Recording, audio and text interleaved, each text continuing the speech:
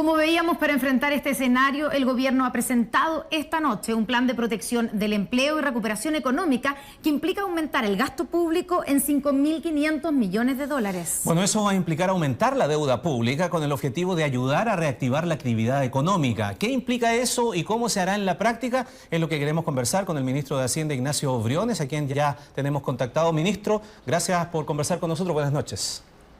Hola Ramón, hola Connie, buenas noches. Muy buenas noches, ministro.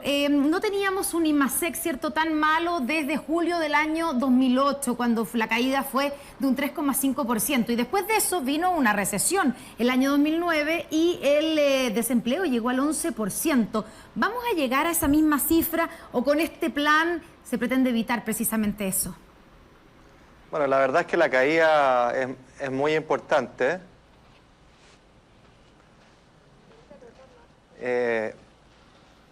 ¿Nos está escuchando bien, ministro? Tengo como un eco. Ahí. Ya, un problema de la vuelta al retorno, pero ahí lo vamos a solucionar, ministro. ¿Me escucha bien? ¿Puede ser ahí? Sí, perfecto. Nosotros lo escuchamos perfecto. ¿Escuchó mi pregunta, Perfecto, ministro, bueno, sí, la escuché la pregunta. Mire, la caída es muy significativa. La verdad es que estuvo fuera de las proyecciones de incluso los más pesimistas. Como ustedes bien decían, es la peor caída de la crisis subprime. Y la verdad es que el escenario que tenemos en los meses que sigue tampoco es optimista y por lo tanto esto requería actuar con sentido de urgencia. Nosotros afortunadamente veníamos trabajando hace semanas en el Ministerio de Hacienda, con el Ministerio de Economía, en un catastro de la realidad de las pymes, en medidas de reactivación, pero obviamente con este anuncio todo se acelera. Es difícil especular, Connie y Ramón, respecto a la magnitud del efecto en empleo. Lo que sí sabemos es que se va a producir. Y cuando digo que es difícil es porque todo esto es condicional a que la cotidianidad de nuestra economía, de nuestra vida diaria, vuelva.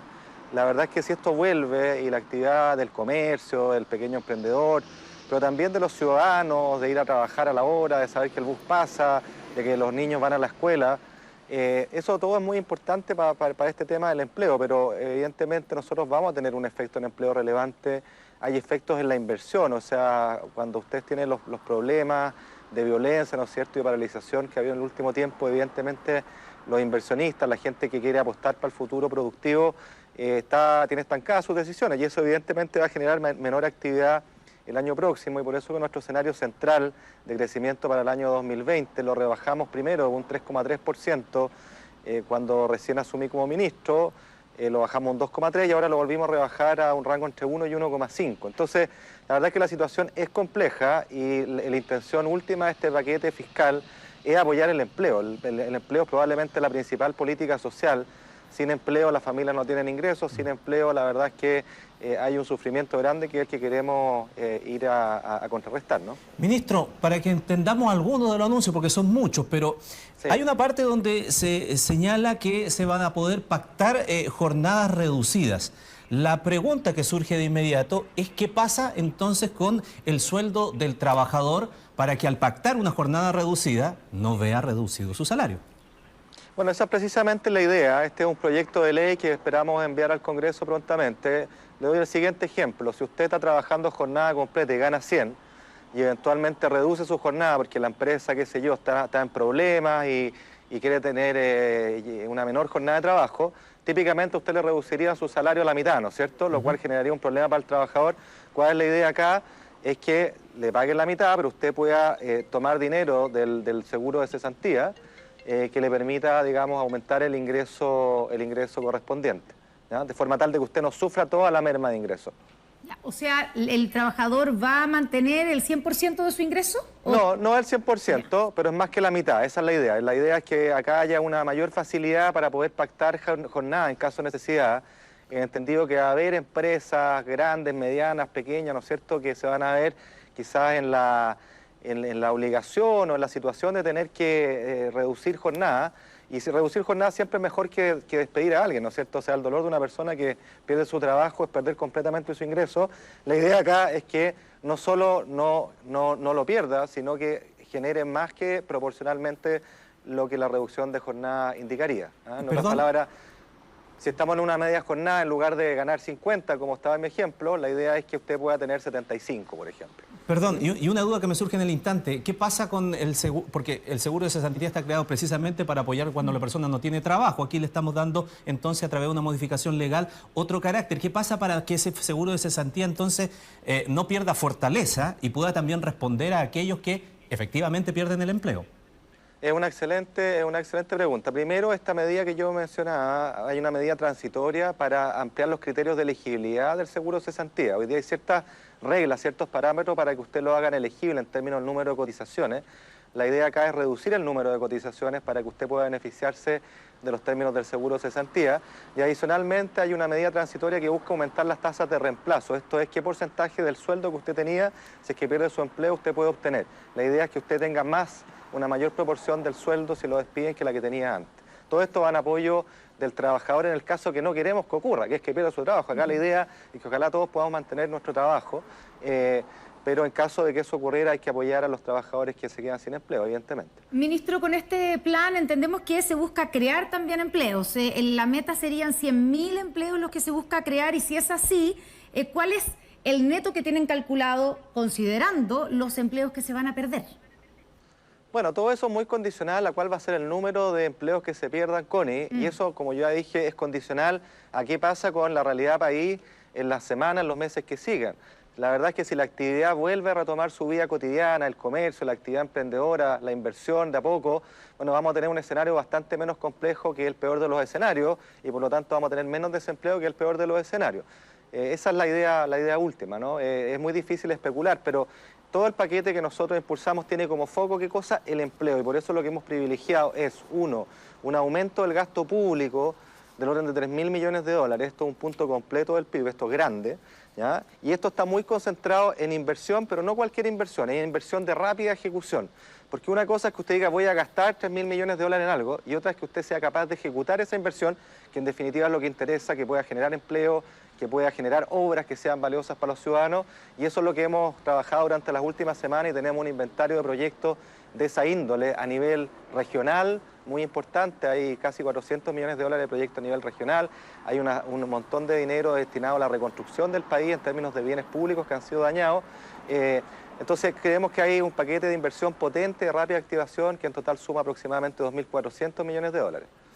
Ahora, hay otro punto en este plan que va orientado a las pymes, que ya lo están pasando muy mal y seguramente con esta situación de continuar, seguramente también van a seguir sufriendo los efectos. Hay una parte, ministro, en donde se habla de que se va a poder anticipar el impuesto a la renta. ¿Cómo va a operar eso? Se dice que entre un 20 a un 70%. ¿Qué es lo que tiene que hacer en la práctica una pyme entonces para poder anticipar esos recursos? Lo primero es entender que la pyme tiene dos problemas. El problema esencial y estructural, y por eso que insisto que es tan importante que la cotidianidad, el día cotidiano vuelva, son sus ventas, que en definitiva son sus ingresos. Las pymes no tienen grandes espaldas, ¿no es cierto?, para soportar un mes, 2 meses con ventas a la mitad. Y eso, por lo tanto, es la medida principal acá, o el objetivo principal que deberíamos como país solucionar, es decir, que la cotidianidad vuelva, que la violencia que hemos experimentado se detenga, y eso por sí solo quizás es la principal herramienta, pero en ausencia de eso, o incluso teniendo a la vista lo que pasó en el pasado, las pymes tienen un segundo problema, es que ya han gastado la poca liquidez que tenían. Entonces tienen que reconstruir, tienen que pagar sueldos, y exigen o están demandando liquidez. ¿Qué es lo que estamos haciendo ahí? Varias medidas. Primero, a través de la capitalización del Banco Estado, que aprobamos en el Congreso hace un tiempo atrás, y también la capitalización de distintos instrumentos, como instrumentos Corfo y otros instrumentos Banco Estado, lo que estamos haciendo es fondos de garantía y crédito, que en definitiva permiten que las pymes hoy día dispongan de 9.000 millones de dólares adicionales de crédito disponibles para esa necesidad. Es un monto cuantioso, e insisto, aquí el desafío es que ese monto cuantioso efectivamente opere y permita ser canalizado a las pymes. Pero hay medidas adicionales, como las que usted mencionaba. Las empresas típicamente mes a mes van provisionando los impuestos que van a tener que pagar en abril. y típicamente le devuelven impuestos en abril. Entonces, ¿qué es lo que hemos hecho nosotros? Sabe que en vez de esperar hasta abril para que le devuelvan, dado que hoy día tenemos una situación de problema de caja, devolvámoselo hoy día. ¿En función de qué criterio? En función de cuál es el deterioro en las ventas que ellos han tenido en el último tiempo, y afortunadamente nosotros tenemos todos los datos administrativos para mirar uno a uno a las pymes cuál ha sido su nivel de caída en las ventas. Entonces, aquellas que las ventas le han caído más, se les va a devolver una mayor proporción de esos impuestos, y aquellas que han caído menos. Segundo, respecto al pago del IVA, usted todos los meses tiene que pagar el IVA, eso es salida de caja. Hoy día usted necesita tener caja en su empresa. ¿Qué es lo que estamos proponiendo? Mire, los IVA de octubre, noviembre y diciembre, si usted tiene problemas, no se preocupe, no los pague, vamos a hacer un convenio de pago en 12 cuotas con interés real cero, que lo va a pagar durante 2020 a partir de febrero. Eso de nuevo es aliviar, es entregarle caja a las pymes. Estas dos medidas suman aproximadamente 1.100 millones de dólares en liquidez que nosotros estamos aportando de corto plazo como gobierno. Ministro, pero en ese sentido, quienes no han podido vender ni siquiera tienen IVA que pagar. ¿Qué hacemos con esas pymes? Bueno, efectivamente, ahí usted va a tener el primer instrumento, que son los pagos previsionales mensuales que usted ya pagó durante el resto del año. ¿Ya? Entonces ahí opera esa liquidez, ese ahorro que iba a llegar en abril, bueno, se lo devolvemos antes. Ya.